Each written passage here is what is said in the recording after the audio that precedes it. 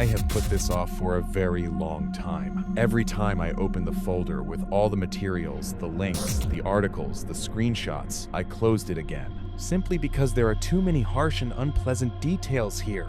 And more importantly, this isn't the kind of story that can be told simply and easily on YouTube, considering all the darkness that will take place here. But the longer I waited, the more I wanted to come back and tell you about it. Because without exaggeration, this is one of the most high-profile cases in Russia from 2018. I remember perfectly how it spread through all the news, communities, and chats, and how literally everyone, my friends and friends of my friends, discussed this story and sent each other news and new details. And so, I finally decided to make a video about it. Usually, at this point, YouTubers say something like, "Enjoy the show," but I'll warn you right away that there will be nothing enjoyable here. The story is extremely heavy, and in places, frankly terrifying. So, you have been warned. Let's begin.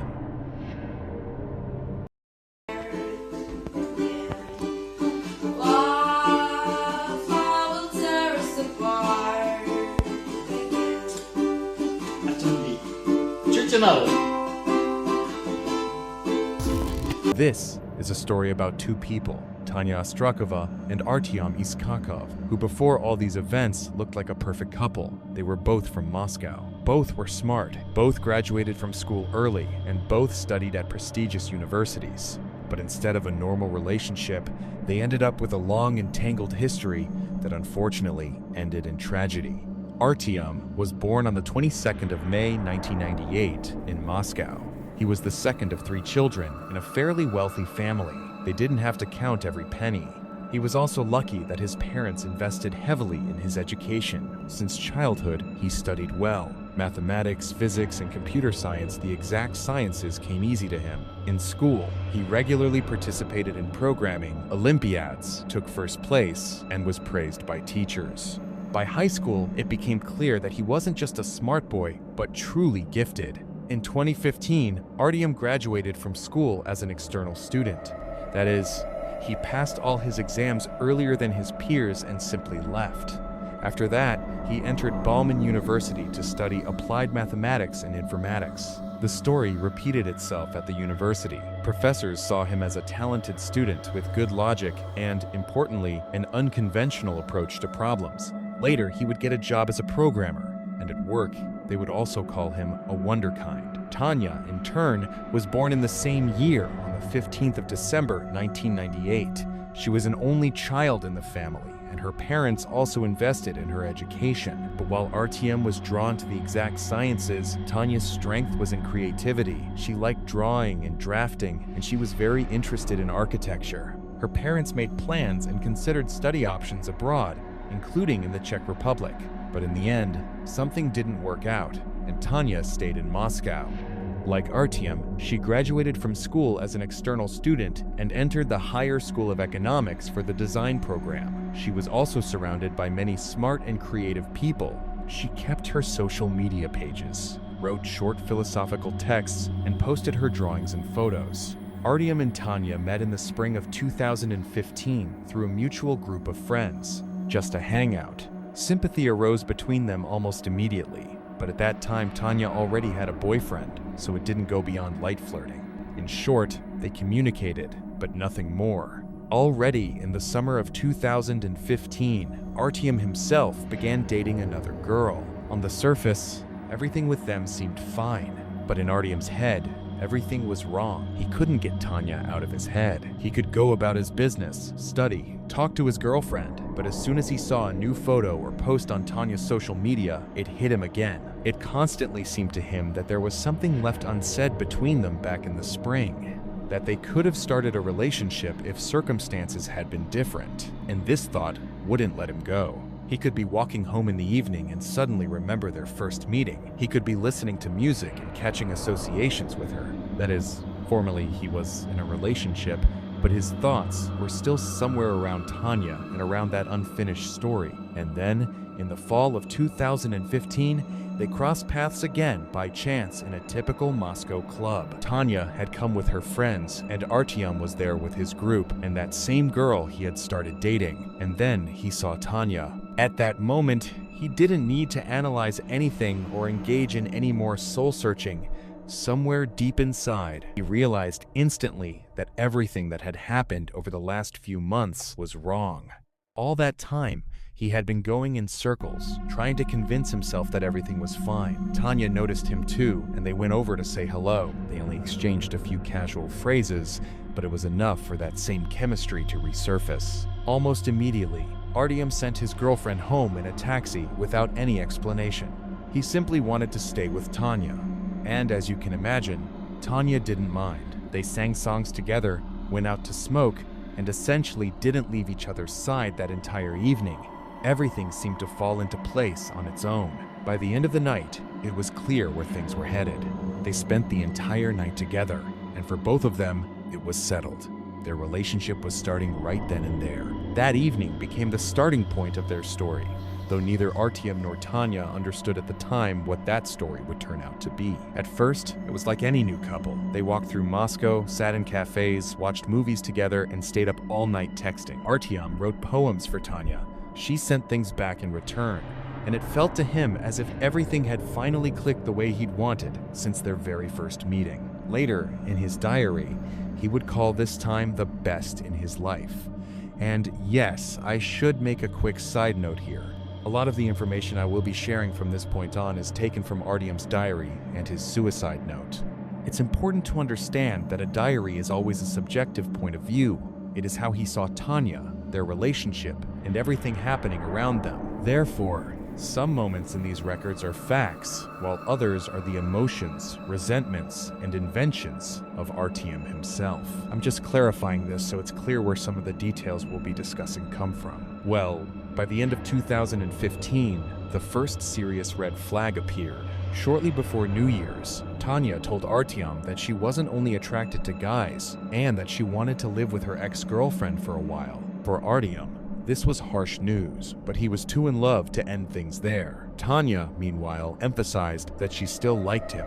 In the end, the three of them spent New Year's Eve together at Artyom's place. Tanya left Artyom a gift, and according to him, they both broke down in tears when they said goodbye. In his diary, he described it as a very emotional and touching moment. About a week later, Tanya's friend moved out, and everything seemed to go back to normal. They started dating again, just the two of them. But the atmosphere wasn't the same as before.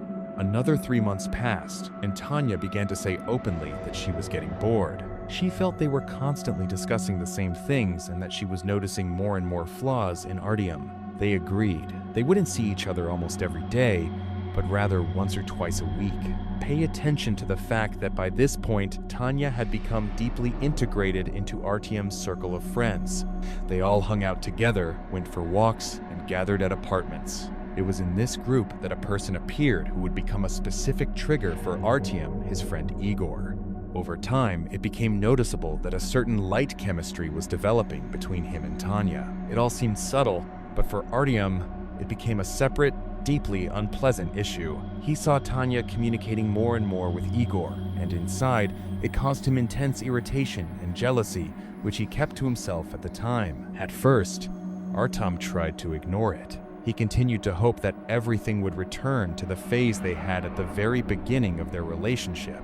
But Tanya was distancing herself further and further. She told him she was bored, that the relationship had turned into a routine, and that they either sat in cafes talking about the same things, or didn't talk at all and just sat in silence. Artyom tried to fix the situation, suggesting different ways to hang out or go on trips. He wanted to do something new, but Tanya would just laugh it off and always try to dodge the subject.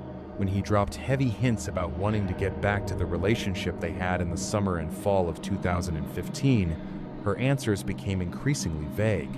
Meanwhile, the connection between Tanya and Igor was becoming more and more obvious. They were constantly texting, sitting together at parties, and discussing their own private topics. Artyom saw it all, and his self-control was crumbling. This eventually led to the first serious fight in their entire relationship.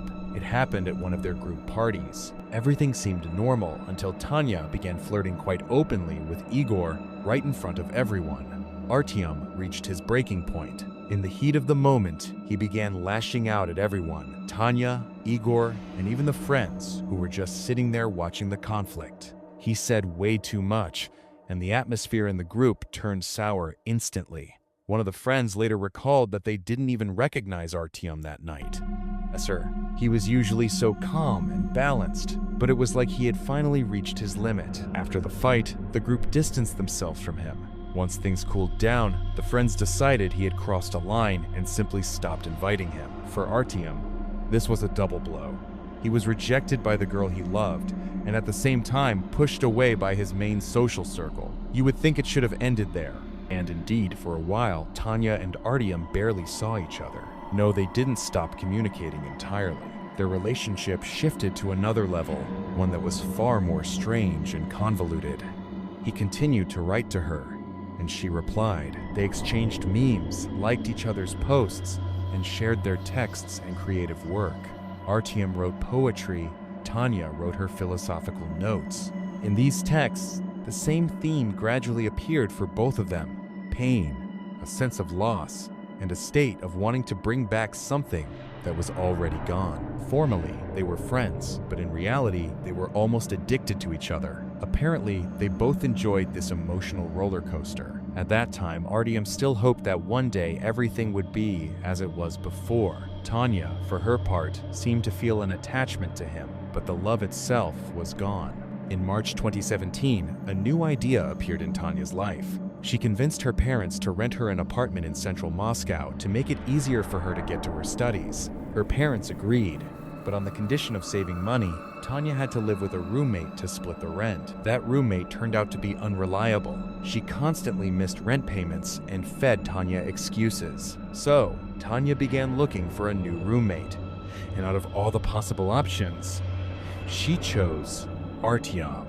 For him, this felt like a huge hint. He took it almost as a definite chance to restore their relationship. They messaged each other and agreed to live together. In June 2017, they moved into a 2-bedroom apartment at 3 Kazakova Street. But, as it turned out very quickly, and I think you've already realized this, Tanya did not mean a reconciliation. She told Artyom directly, "I'm more comfortable with you as just a friend, and I'm not ready to start over." Artyom was devastated, to put it mildly. Yet, he decided to accept it, even though everything inside him was boiling. He was living with the girl he still loved, but she treated him like an ordinary neighbor and a pal. At the same time, she continued to communicate with Igor, which only made the situation worse. This domestic proximity, the shared apartment, being home together constantly, the shared kitchen, the evening conversations, all of this became the factor that finally broke Artyom's psyche. But at the time, no one realized it yet. After they moved in together, the relationship between Artyom and Tanya finally settled into a strange and, let's say, suspended format. For Tanya, he was a friend and just a convenient roommate. For Artyom, Tanya was a person he continued to live with in the hope that everything could still be brought back. But the longer they lived together, the more he was consumed by jealousy and a sense of helplessness. Meanwhile, Tanya continued to communicate with Igor. He even came over to visit from time to time, and every such visit threw Artyom off balance. He tried to keep his composure, but the tension inside him was constantly growing. He still loved Tanya, but he realized that she looked at him differently and had no intention of returning to him. It was all very difficult for him. By the fall of 2017, Artyom could no longer cope on his own and decided to turn to specialists, first a psychologist, then a psychiatrist. He tried to explain that he was tormented by jealousy, anxiety, and constant emotional swings. But, as it later turned out, he didn't give the professionals the full picture. He didn't mention that he was living with Tanya, that he felt a pathological attachment to her, or that he was forced to watch her interact with another man every single day. As a result, he didn't receive any real help.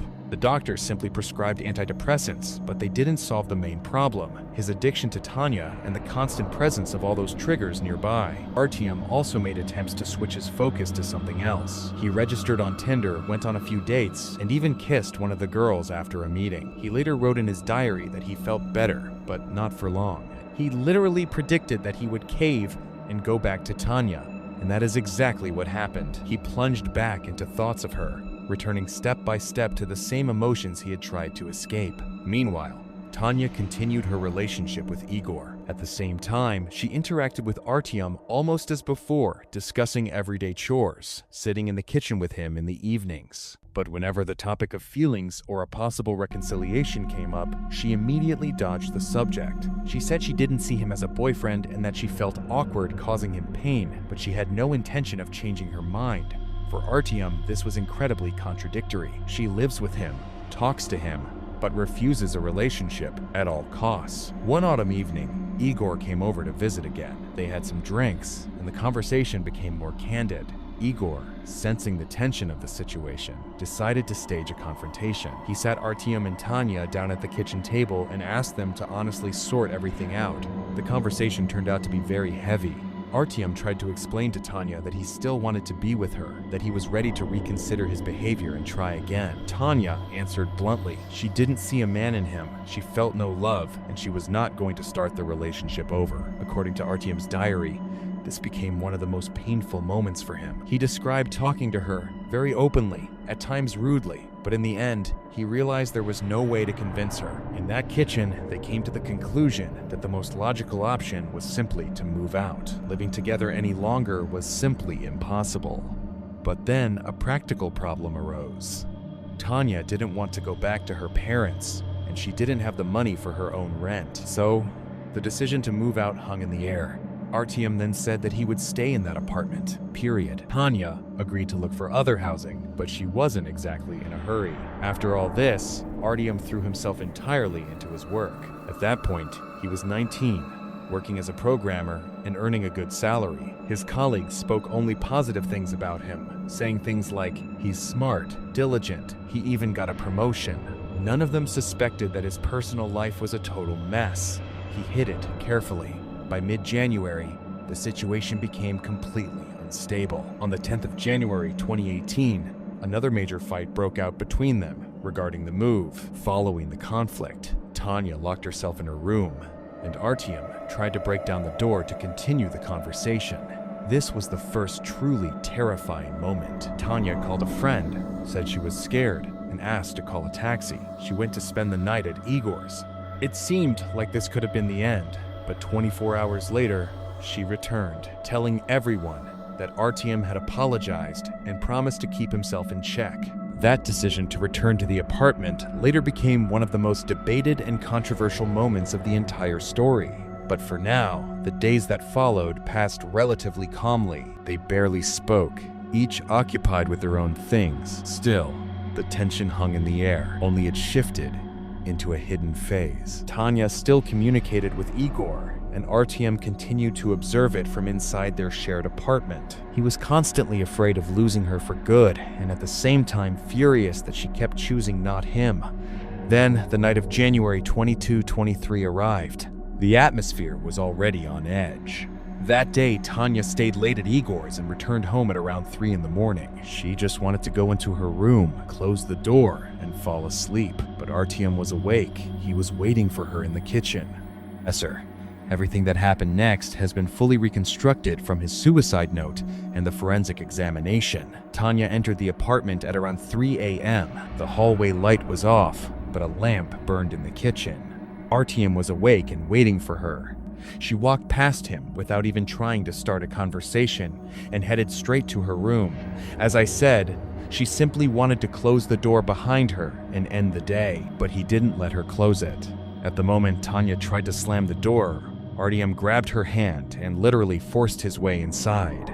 A fight broke out immediately. According to the investigation and his own notes, the first blow was a punch. Tanya fell to the floor, tried to get up, but there were several more sharp blows and attempts to keep her inside the room. She resisted, scratched, pushed, and tried to break back into the hallway. Those marks were later recorded by experts. Multiple abrasions, signs of a struggle, attempts to free herself. When he could no longer hold her by force, Artyom began to strangle her first with his hands, and then, according to the forensic report, using a scarf. The entire struggle lasted several minutes. She did not lose consciousness immediately. Tanya tried to scream, to push him away, to cling to any chance of escape, but gradually her movements weakened. And then, the movements stopped entirely. At that moment, he wrote, he realized she no longer resisted. What happened after her death is one of the heaviest parts of this story. Artyom described it himself. He committed sexual acts with her body 3 times. I believe this needs no further comment. It's a fact that shocked everyone, even those trying to find some explanation. In the morning, Artyom woke up into a different reality. Tanya's body lay in the same apartment, but externally he behaved calmly. He worked remotely and replied to colleagues normally, wrote messages without mistakes in his usual style. According to those around him, no one noticed anything abnormal about his behavior that day. After everything, Artyom behaved oddly, calmly. His notes show that he simply began doing household things, walking around the apartment, moving things, cleaning, opening his laptop, closing it, opening it again, trying to sort through messages, deleting some files, saving others as if tidying up the life he had destroyed. At the same time, he made sandwiches, drank water, lay down to rest a couple of times, and then got up again, left the room where Tanya lay, then came back, as if something might have changed. In between, he searched the internet for information that revealed what he was thinking next. He looked up knots and ways to tie a noose, and even when a dead body begins to change smell. All that fuss looked like a series of disconnected actions, but in the broad sense, it was clear what he was preparing for. Then he sat down to write his long note. There he described in detail what he had done and how it had happened, addressing friends, relatives, acquaintances, and colleagues. He wrote as if he were recalling people as they occurred to him. There was no structure, just a stream of consciousness. By the end of the note, he explicitly says he understands what he's done, sees no option to live further, and plans to take his own life shortly. He scheduled a delayed post, left the apartment address, and wrote for the police to be called. After that, he added a few final lines. At 6:53 p.m., he posted the text on vKontakte. Some friends at first thought it was a prank or some kind of strange performance, as Artyom often wrote dark poetry. But after a few minutes, everyone realized it was written with too much detail to be a joke. They began calling him and, simultaneously, the police and ambulance. When the officers arrived at the apartment on Kazakova Street late on the evening of January 23, Artyom was already dead. He had ended it all in the same room where Tanya's body lay. When investigators entered the apartment, they reconstructed the chronology of the final hours quite quickly. Everything matched what Artyom had written in the note. Forensic examination confirmed Tanya died from strangulation, and she had resisted while alive. There were 2 different marks on her neck, from a scarf and from hands. There were signs of a struggle on her body, scratches and bruises. This indicated that everything did not happen instantly, but over a period of time. On his laptop, they found a folder that would later be much discussed. It contained more than 400 screenshots of Tanya's messages with Igor, her stories, and her posts. These were materials from the last 2 months. Artyom reviewed these screenshots again and again. In essence, he was digging his own grave, replaying the same things in his head over and over. Inside the folder were also texts he had written but never sent drafts of conversations, phrases he wanted to use to explain his feelings to Tanya, fragments of thoughts about loneliness, about being unwanted, and about seeing no way out. When the news of Tanya and Artyom's death spread across social media and news outlets, everyone initially perceived it as a tragedy with a clear victim and a perpetrator. Almost no one in the first hours doubted that Tanya was the victim and Artyom was the murderer who then killed himself. There were no deep hidden meanings in it. But the situation changed abruptly when Artyom's suicide note leaked online, followed by excerpts from his diary. People didn't just see a crime, they saw a months-long cycle of toxic relations, where Tanya and Artyom constantly pulled each other down, but neither would put an end to it.